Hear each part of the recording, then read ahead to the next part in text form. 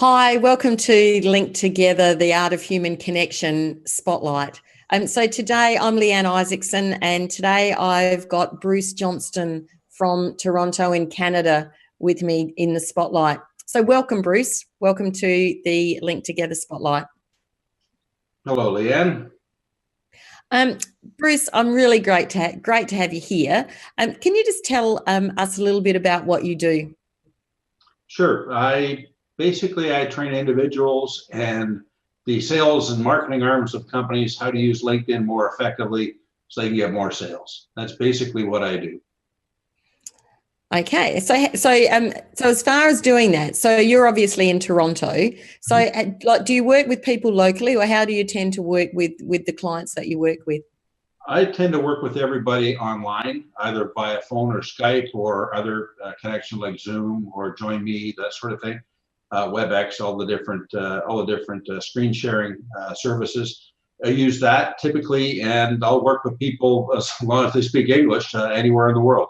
So I've had clients in China, Australia, New Zealand, South Africa, Europe, of course, all over North America.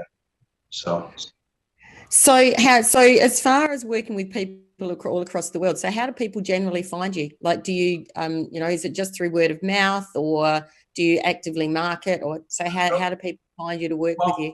Partly referrals from previous clients of mine and from people I know through my connections. But for the most part, people find me on LinkedIn.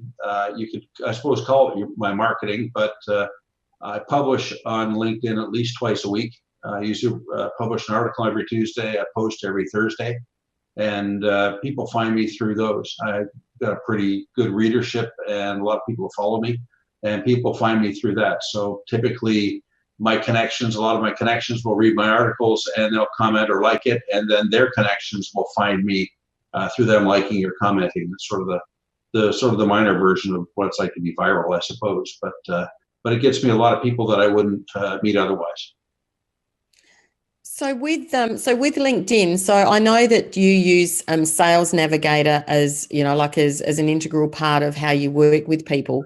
So what do you do with Sales Navigator when you're working with your clients?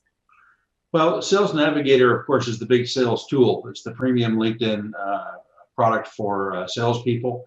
I teach 5 basic things. I don't sort of go, here's everything you can do on LinkedIn.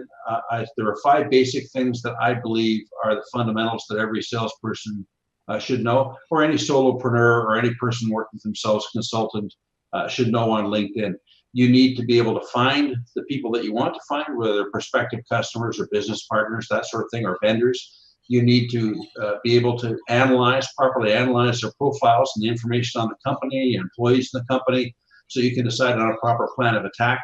You need to be visible on LinkedIn. In other words, you have to have a good-looking profile. You have to have people be able to find you on LinkedIn. You have to be credible, in which case you have to have credibility with these people that you're going after, and you have to, of course, connect with those people. So there's 5 things, and in some cases, the visibility and the credibility comes after you connect with them. But you have to have that visibility, and you have to have that credibility to be taken seriously by people. So those are the 5 basic things I teach, and certainly a lot of those things are enhanced or made easier when you use Sales Navigator. Yeah.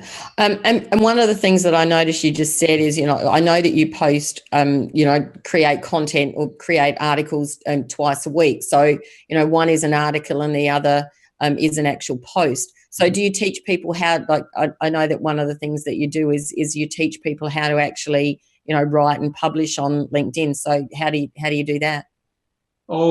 Basically, I teach a short course that has 2 parts. And the first part is, here's everything I've learned from publishing on LinkedIn in the past 3 years. And it's more or less, here's all the mistakes I made, don't do these things, plus here's the things I found that work. So it's a big long list of those things that adds up to sort of a shortcut to establishing yourself as a writer on LinkedIn. Then the second half, which is just as important that almost no one does, is I teach folks how to engage with the people that engage with their content. So if someone publishes an article and a whole bunch of people like it, or 4 or 5 people comment on it, I teach my my clients to go after those people. If you see someone that's interesting that commented on your post, not only should you say thank you for your comment, but you should be sending them a message and trying to promote a relationship with them and take this a step further than just being thanks for the comment on my post. Yep. Which leads me to the next question is, how do you do that? I know that in-mails are certainly something that are very misunderstood and underutilized on LinkedIn. So that's something that you use a lot with your clients and teach people how to use. Correct. It's very odd. I'll be teaching someone how to publish on LinkedIn, and I'll say, here's what you need. The first thing you need publishing on LinkedIn is you need this sales tool. But I'm not a salesperson. I'm a consultant. I do SEO or something like that. And I go, well, you need to have InMail to be able to send messages to these people. I know a couple of tricks where you can get free messages to a lot of people, but it's not going to cover everybody. But it's something that works. Fantastic. Well, look, thanks, Bruce. So if you could to give people 3 tips to using LinkedIn and how you can help them, what would they be? Well, 2 of the things I mentioned already. Be visible. If people can't find you or can't see you, or your profile is really skinny and doesn't look like there's much there, there's no description as to what you do in your current job position, for example, you need to have visibility. And then the second thing is you need to be credible. You have to come across as a credible person who can add value for someone. And the third thing is to always be adding that value. When you talk with someone, you should always be trying to figure out what they want and figuring out how to get it for them, or how to move them in that direction.